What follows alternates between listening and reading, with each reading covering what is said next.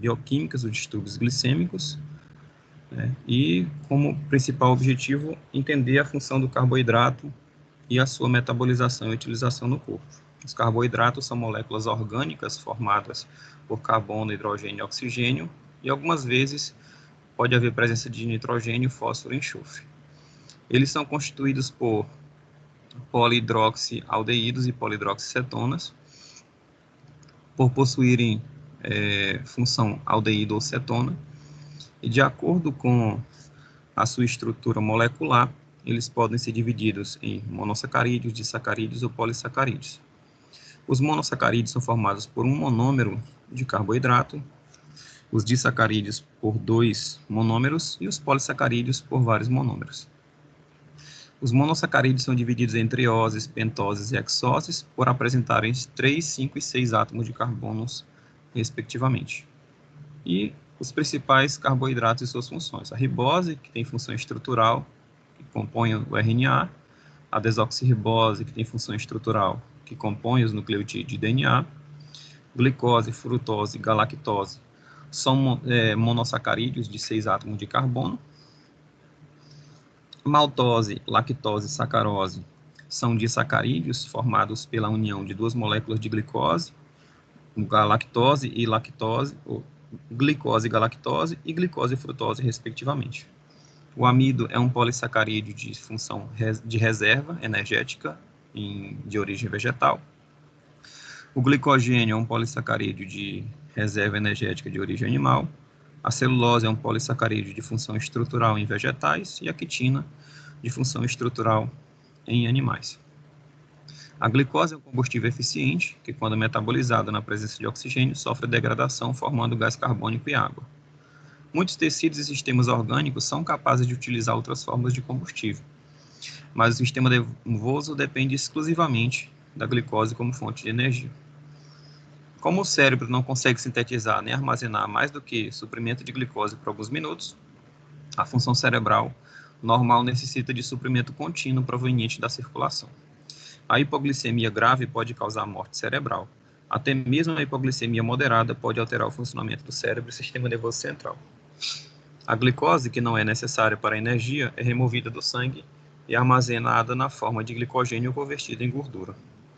Quando os tecidos, como o fígado e o músculo esquelético, ficam saturados de glicogênio, a glicose adicional é convertida em ácidos graxos pelo fígado e a seguir armazenada na forma de triglicerídeos nas células adiposas. Quando os níveis de glicemia caem abaixo do normal, como ocorre entre as refeições, o glicogênio é degradado por um processo denominado glicogenólise, com liberação de glicose. Embora o músculo esquelético possua reservas de glicogênio, ele carece de enzima glicose 6-fosfatase, que possibilita a degradação da glicose. Além de mobilizar as reservas de glicogênio, o fígado sintetiza a glicose a partir de aminoácidos de glicerol de ácido lático, que é um processo chamado de gliconeogênese. Então, a glicose ela é metabolizada em 3 etapas na célula. A primeira etapa, chamada de glicólise, acontece no citoplasma celular. A segunda etapa, chamada de ciclo de Krebs ou ciclo do ácido cítrico, acontece na crista mitocondrial. E a cadeia respiratória, matriz mitocondrial. E a terceira etapa, a cadeia respiratória nas cristas mitocondriais. A finalidade do metabolismo da glicose é sintetizar as moléculas energéticas como o ATP. Então, a glicose ela é regulada na corrente sanguínea, os seus níveis, por 3 tecidos: o músculo esquelético, o tecido adiposo e o fígado. A glicose ela pode ser absorvida pelo músculo para dar origem ao glicogênio, e os aminoácidos o músculo esquelético pode produzir glicose a partir da quebra de aminoácidos, processo chamado de gliconeogênese. O tecido adiposo absorve glicose para produzir triglicerídeos, e o fígado também pode converter a glicose em glicogênio e também em triglicerídeos para armazenar no tecido adiposo. Quando o indivíduo ele apresenta uma alta taxa de glicose, principalmente após a alimentação, essa hiperglicemia estimula as células beta a produzir insulina e inibe a célula alfa. Essa insulina induz o fígado a absorver a glicose e armazenar na forma de glicogênio, além de também induzir o tecido adiposo e o tecido muscular esquelético a absorver essa glicose.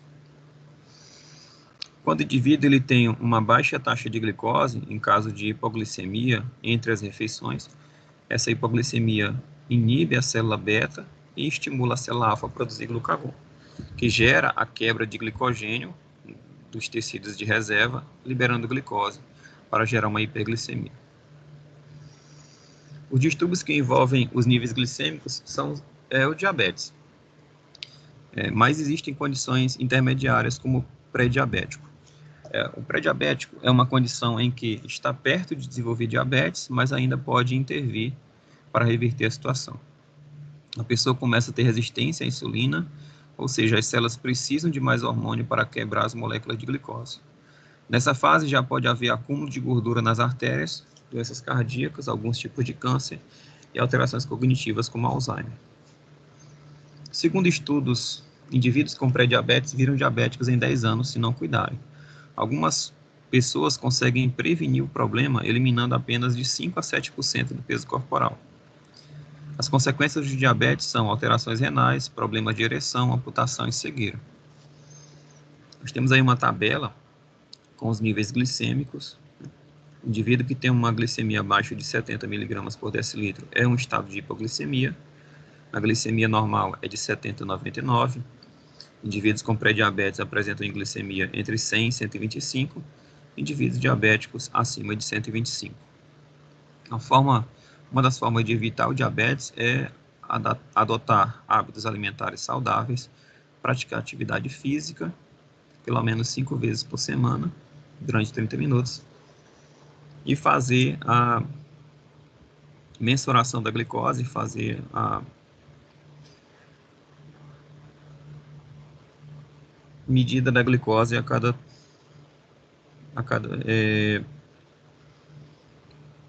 uma vez por semana, ou a cada 3 vezes por semana. Já o diabetes, ele ocorre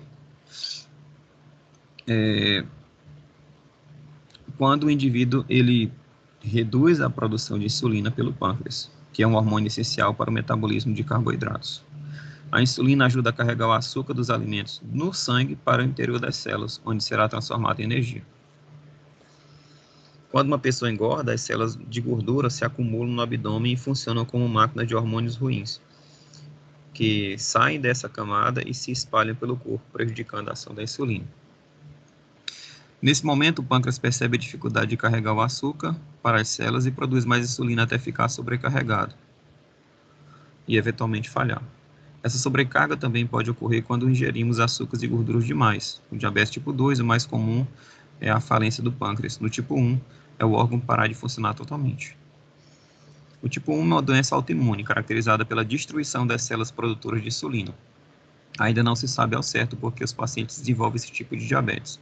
Há indícios de fatores genéticos envolvidos, mas também pode ser algo do próprio organismo ou uma causa externa. É mais frequente em indivíduos com menos de 35 anos, principalmente na infância e adolescência, mas pode surgir em qualquer idade. A maioria das pessoas não controla o índice glicêmico e ocorre risco de doenças cardiovasculares, falência dos rins, cegueira, amputação e até morte. Os sinais de alerta para o diabetes tipo 1 é fome, sede e urina em excesso, fraqueza, dificuldade para enxergar e perda brusca do peso. O tipo 2 é o tipo mais comum e mais grave da doença, atinge 90% dos pacientes do mundo. Ocorre quando o pâncreas falha parcialmente. É uma doença silenciosa e envolve até 30% da carga genética quando parentes de primeiro grau têm um problema. Sinais de alerta é urina em excesso, ardência ou coceira ao fazer xixi e visão embaçada. Então, o diabetes tipo 1 ele tem alguns sintomas que o paciente manifesta como sinal de alerta: sede em excesso, urina frequente, cansaço e fraqueza, perda de peso sem razão e é mais comum em crianças e adolescentes. Já o diabetes tipo 2, ele apresenta uma visão turva, fome exagerada, formigamento nos pés, infecções frequentes e má cicatrização de feridas. O termo diabetes deriva de uma palavra grega que significa passando através de, e mellitus, uma palavra latina que significa mel ou doce. As descrições das doenças remontam ao século I depois de Cristo, como distúrbio com uma afecção crônica caracterizada por sede intensa e urina volumosa, doce como mel, a dissolução da carga de urina. Foi descoberta a insulina, né, que revolucionou o tratamento de diabetes, que antes era uma doença fatal, por Beating e Best em 1922, que transformou a doença fatal em um problema de saúde crônica passivo de manejo. O diabetes é um distúrbio de metabolismo de carboidratos, proteínas e lipídios, decorrente de um desequilíbrio entre a disponibilidade de insulina e a sua necessidade. O diabetes pode constituir uma deficiência absoluta de insulina, um comprometimento da liberação de insulina pelas células beta do pâncreas, presença de receptores de insulina inadequados ou defeituosos, regulação pós-receptor de insulina inadequada ou deficiente, ou produção de insulina inativa ou insulina que é destruída antes que possa existir a sua ação. Indivíduos com diabetes não controlado é incapaz de transportar a glicose para as células adiposas e musculares. Em consequência, as células corporais sofrem inanição e a degradação de gordura e proteína aumenta para produzir formas alternativas de energia. Então, o paciente com diabetes, ele apresenta uma sintomatologia bem característica, como sede intensa, fome intensa, poliúria, urina muitas vezes em grande volume, piora da visão, obesidade, impotência sexual, pressão arterial alta, cicatrização difícil, infecções na pele, perda de peso, apresentam familiares com diabetes, cansaço e desânimo. Então, indivíduos que apresentam predisposições genéticas, eles podem ter um comprometimento na liberação de insulina, que aumenta o débito hepático de glicose, diminuição da captação de glicose e também, além de resistência à insulina, e que causam uma redução, um aumento na resistência insulínica. A obesidade também causa resistência insulínica e tudo isso gera uma hiperglicemia, caracterizada pelo diabetes mellitus tipo 2. Nós temos uma classificação e critérios para diagnóstico de diabetes tipo 2 e os principais exames laboratoriais utilizados no diagnóstico e também na monitorização. Sintomas de diabetes com concentração plasmática de glicose acima de 200 mg por decilitro, chamado de glicemia casual, é um parâmetro utilizado para o diagnóstico de diabetes. Ou então, o paciente faz glicose plasmática de jejum e o valor está acima de 126. Glicose acima de 200, dentro de 2 horas após a carga de glicose. Durante o teste de tolerância à glicose, também é um diagnóstico conclusivo para diabetes. Então, o paciente ele vai apresentar resistência insulínica, que é utilizado o método ROMA, o método de avaliação da homeostase da insulina. O ROMA ele pode ser do IR, onde o indivíduo ele vai ter a glicemia de jejum multiplicada pelo valor de 0,0555 vezes o valor da insulina em jejum, dividido por 22,5. Se o paciente tiver um valor abaixo de 3, igual a 3,4, ele é considerado diabético. Quer dizer, acima de 3,4. E o ROMA beta, que avalia a homeostase da insulina. O valor da insulina vezes 20, dividido pelo valor da glicemia de jejum, vezes 0,0555, menos 3,5. O paciente, para ser considerado normal, ele tem que ter um valor de 167 a 175. Então, o paciente, quando ele tem suscetibilidade genética ou envolvimentos ambientais, ele pode ter um ataque das células produtoras de insulina pelo sistema imunológico para um diabetes mellitus tipo 1. Suscetibilidades como HLA-DR, insulina, interleucina 2, RA e outras substâncias, além de fatores ambientais, como infecções virais, bacterianas, alterações nutricionais e exposição a substâncias químicas. Então, essa destruição de células betas pelo sistema imunológico gera uma ausência de produção de insulina e desencadeia o diabetes mellitus tipo 1. Já o diabetes mellitus tipo 2 é decorrente à resistência à insulina, que é causada por uma produção hepática de glicose aumentada ou uma captação de glicose diminuída pelo tecido muscular e tecido adiposo. Isso vai gerar uma sobrecarga do pâncreas e uma secreção deficiente de insulina, que gera uma hiperglicemia. A falta de habilidade do pâncreas em produzir insulina suficiente para compensar a resistência insulínica gera uma perda da liberação de insulina induzida por glicose, hiperglicemia e glicotoxicidade. A diminuição da habilidade de produzir insulina em agir em tecidos periféricos gera uma síndrome metabólica causada pela resistência à insulina, hiperinsulinemia, obesidade, dislipidemia e hipertensão, causando doença cardiovascular. Então, o paciente diabético ele pode apresentar uma síndrome plurimetabólica, que é frequentemente associada à hipertensão arterial, dislipidemias e obesidade central. O paciente ele vai apresentar HDL baixo e triglicerídeos elevados, intolerância à glicose, obesidade abdominal, acidente vascular cerebral, doença coronariana, insuficiência vascular periférica. Os exames para o diagnóstico de urina, que pode apresentar glicosúria e presença de corpos cetônicos, os exames de sangue, como glicemia plasmática de jejum, glicose plasmática casual, teste de tolerância à glicose e hemoglobina glicosilada, além da dosagem de insulina e peptídeo C. O perfil glicêmico do paciente é um dos exames utilizados para diagnóstico e monitorização do paciente. O perfil glicêmico é dividido em 3 partes: a glicemia de jejum, a glicemia pós-prandial e a hemoglobina glicada. A glicemia de jejum é um teste de triagem, a pós-prandial é um teste de diagnóstico e a hemoglobina glicada é um teste mais de monitoramento.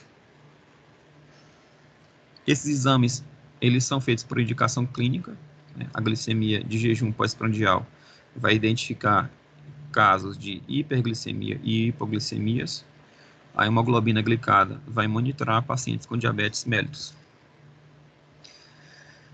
E a avaliação laboratorial desses pacientes, quando o indivíduo é considerado normal, ele vai apresentar uma glicemia de jejum entre 70 e 99 e inferior a 140, 2 horas após a sobrecarga de glicose no teste oral de tolerância à glicose. E ele é considerado com diabetes quando ele foi detectado 2 amostras com resultado igual ou superior a 126 gramas por decilitro, ou quando a glicemia aleatória estiver acima de 200 e apresentando sintomas. O teste oral de tolerância à glicose, ele serve para avaliar o comportamento do corpo após uma sobrecarga de glicose. Então, o paciente normal, ele tem uma glicemia de jejum dentro do valor normal e mesmo após uma sobrecarga de glicose, ele consegue voltar rapidamente aos níveis aceitáveis até após 2 horas da sobrecarga. Indivíduo que tem uma diabetes branda, ele tem uma dificuldade de controlar esse processo de hiperglicemia, e o indivíduo com diabetes, ele tem uma grande dificuldade de controlar essa hiperglicemia após a sobrecarga. Na verdade, ele já chega com glicemia de jejum alterada e após essa glicemia, essa sobrecarga de glicose, gera um descontrole ainda maior. A hemoglobina glicada é a análise da glicose que está ligada à hemoglobina e ela serve como um marcador temporal dos níveis glicêmicos nos últimos 3 meses. Então, a hemoglobina do paciente, 50% da hemoglobina, ela corresponde à hemoglobina do último mês, que está ligado a essa glicose, gerando uma glicemia do último mês. 25% da glicemia da hemoglobina do paciente corresponde à hemoglobina de 2 meses anteriores e 25% dos 3 a 4 meses anteriores. Ela pode ser feita por separação de diferença de carga ou separação de diferença estrutural. E os métodos podem ser HPLC, troca iônica, eletroforese. E vai determinar o percentual de ligação da glicose com a hemoglobina e, consequentemente, gerar uma inferência indireta dos níveis de glicose do paciente nos últimos meses. A hemoglobina glicada, ela traduz para o paciente em tratamento se o controle glicêmico foi eficaz ou não, num período anterior a 60 a 90 dias. O paciente é considerado um diabético controlado quando a hemoglobina glicada está entre 5% e 8% e descontrolado acima de 8%. Os principais interferentes da hemoglobina glicada são anemias hemolíticas, hemorrágicas, que podem reduzir a sobrevida das hemácias, carência de ferro e vitamina B12 e folato, que aumenta a sobrevida das hemácias, hemoglobinopatias, como traço falciforme, aumento de hemoglobina fetal e hemoglobinopatia C, doenças renais crônicas, grandes quantidades de vitamina C e E. E outro exame utilizado para o diagnóstico e tratamento do diabetes é a frutosamina, que representa todas as proteínas glicadas, como a albumina. Reflete a concentração de glicose sérica nas 2 a 3 semanas antecedentes ao exame. É utilizado como monitoramento do controle de diabetes em intervalos menores. Sofre influência do aumento ou diminuição das proteínas plasmáticas.